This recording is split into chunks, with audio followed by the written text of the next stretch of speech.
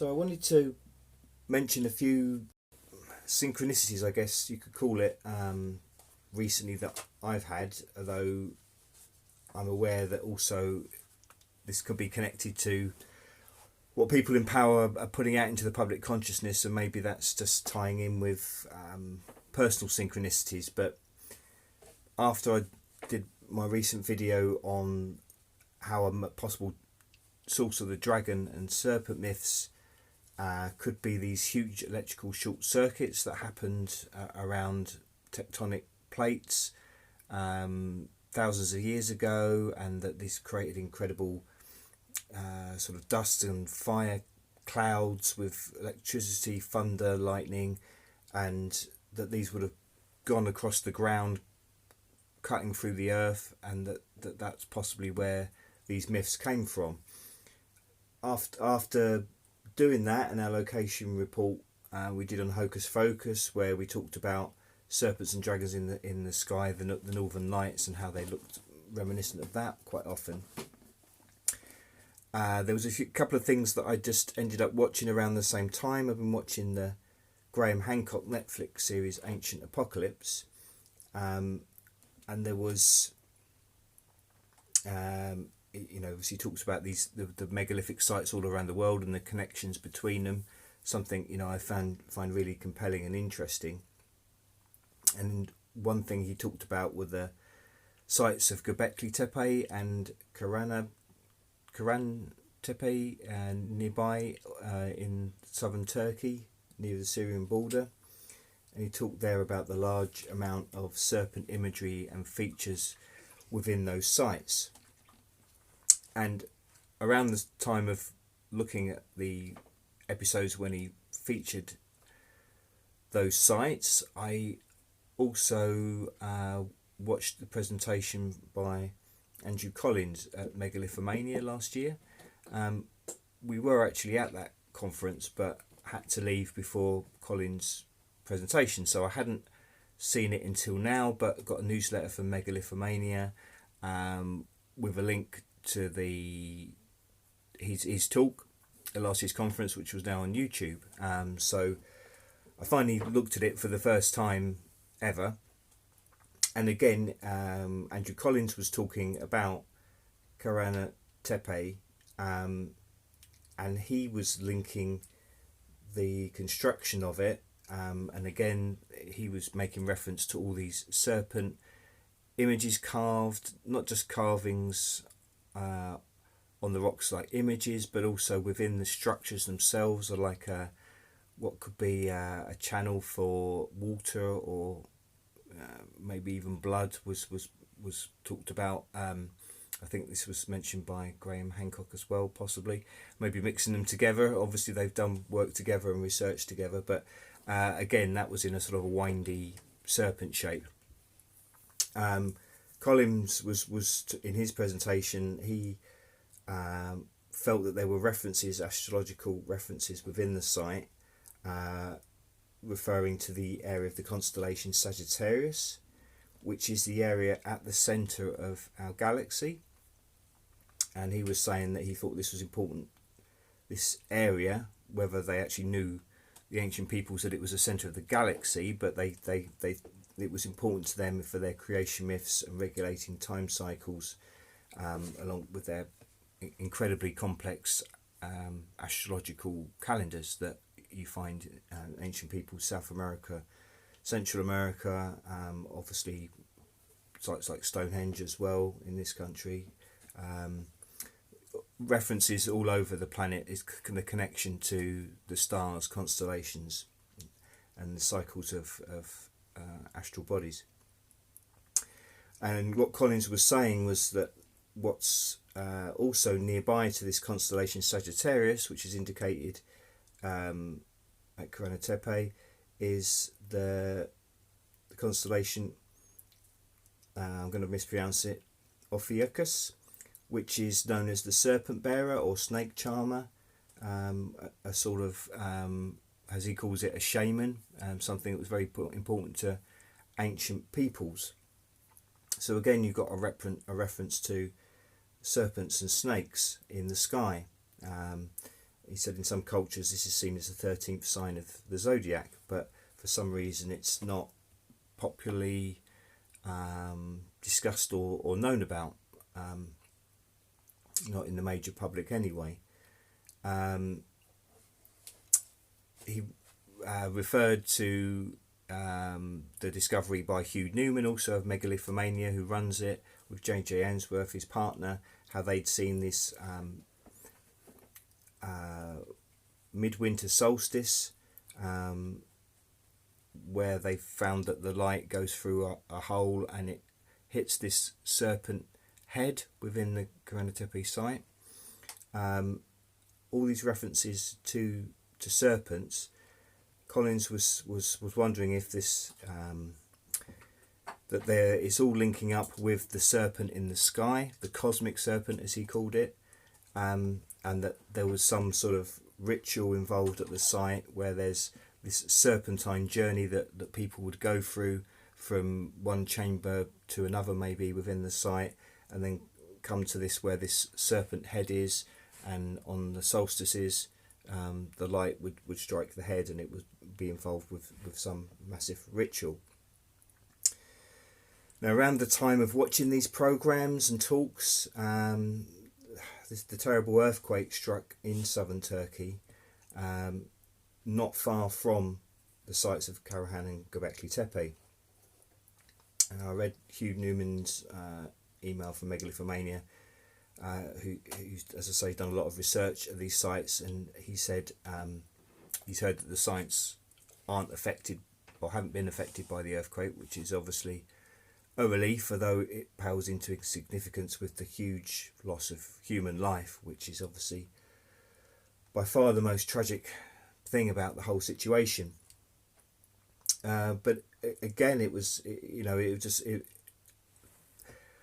not only were references kept coming back to serpents in the sky, but also this area in Turkey, and then this cataclysmic event happened there.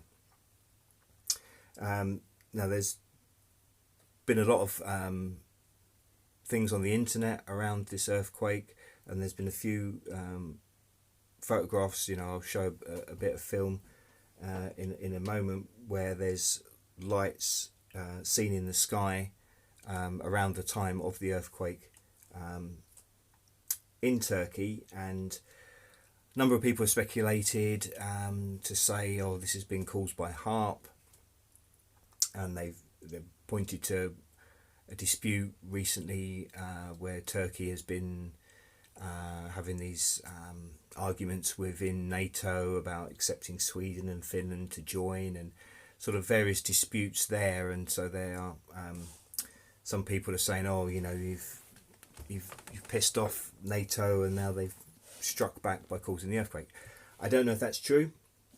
I'm certainly believe that they have capabilities of doing these things, but I'm not saying that is what the earthquake in Turkey is. But these lights were certainly, again, made me think a connection between something in the sky and something cataclysmic that was happening on Earth. Now, I did read that there's already sort of a lot of reference to these earthquake lights, and there has been mentioned this for a number of years, where different kinds of lights in the sky have been seen just before or during or even just after major earthquakes. Now, there's a lot of debate within scientific circles, as many people disputing whether there's any connection at all between these lights and earthquakes. But a number of researchers, scientists, have posited that it is a phenomenon that's real, and they've come up with reasons which might be causing it.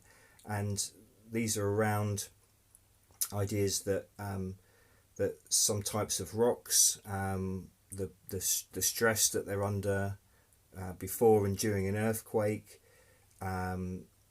ions travel up through the cracks in the rocks. When they reach the atmosphere, these ions can ionize pockets of air, forming plasma that emits light. Experiments have been done sort of showing that can happen. There's also been talk of intense electric fields. created by tectonic movements of quartz containing rocks such as granite. And quartz, the energy within quartz particularly, is something that's been mentioned a lot, and that's contained quartz in a lot of megalithic sites to store energy, and the power that ancient people seem to know about quartz and other rocks, crystals, and how they can use them as transmitters. Disruptions in the Earth's magnetic field and our ionosphere is also posited as a reason that creating the lights, giving these glow effects from the ionospheric radioactive recombination at lower altitudes and greater atmospheric pressure, or as aurora. So similar effect to the kind of thing that you see with the Northern Lights. And another argument, this American Physical Society's 2014 March meeting research was provided a possible explanation for the reason why bright lights appear sometimes at an earthquake, and it stated that when two layers of the same material rub against each other, voltage is generated, and they're talking about when the crust of the earth is breaking in an earthquake, grain split open. They measured a positive voltage spike, and when the split closed, a negative spike. The crack allows the voltage to discharge into the air, which then electrifies the air and creates a bright electrical light. Now this reminded me of what I was talking about just the other day in my other video, because it was positing that around seismic shifts, tectonic plates, it was creating this charge that would leap across from one plate to another and create these unbelievable, enormous effects of electricity that someone was positing as the creation of the dragon myth. So everything seems just to be connecting back.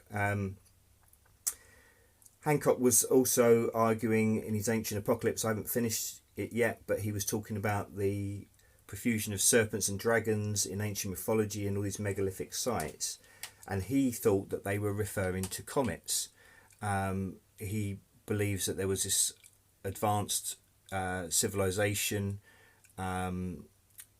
thousands of years ago, which is not acknowledged by common history, archaeology, and that this was mostly destroyed by this Younger Dryas period when there was this earthly calamity, and that's been argued.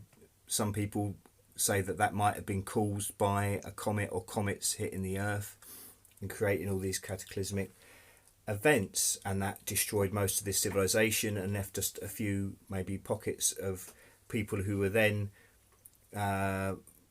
went to pass on the knowledge they had to the hunter-gatherer peoples, and that's when you got these sites coming up around 10,000 years ago, at the end of the Ice Age, when it was sort of a passing on of knowledge, possibly from this advanced civilization, that's the remnants of it, passing it on to other peoples.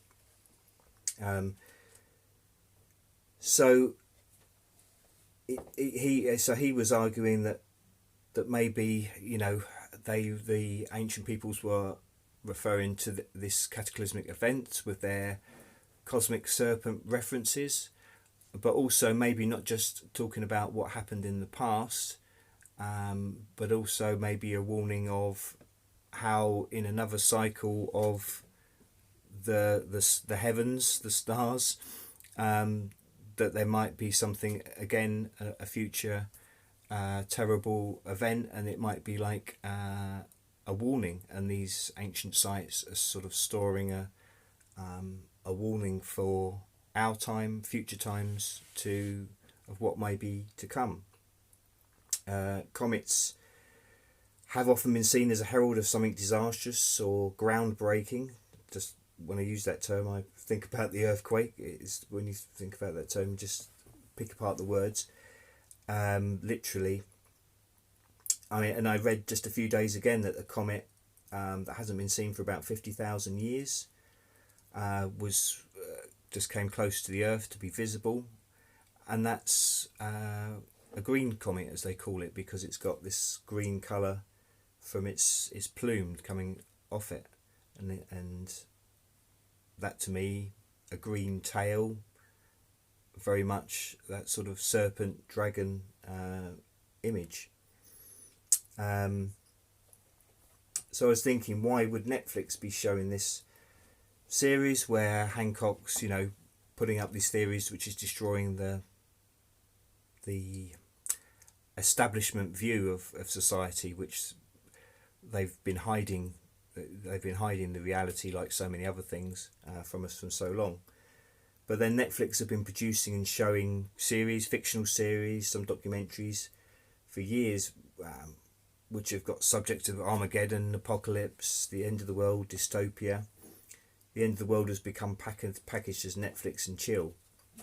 So when it's in a big organisation like Netflix, you sort of think that they're putting it out there because they want us to think in a certain way. Maybe they want to create fear, but also they want to push a certain agenda. So now we have all this media propaganda about asteroids, aliens, balloons, spirals in the sky.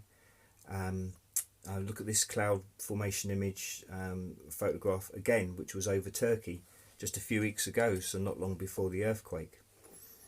So perhaps the powers that shouldn't be are wanting us to fear the end of the world, or perhaps they just want us to look away from the real knowledge of the ancients to distract us from a spiritual battle or something where we need to be looking at what is ahead of us and around us to try and concentrate on what really is important.